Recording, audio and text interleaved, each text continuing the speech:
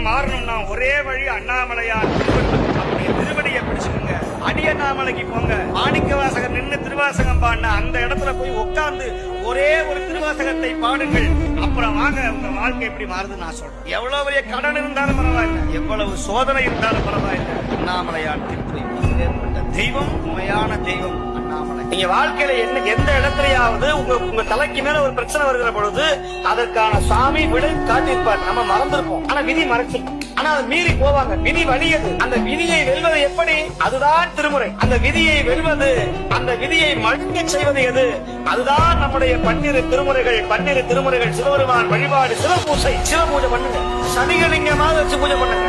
சனிகலிங்கம் ஒரு நாள் லிங்கம்.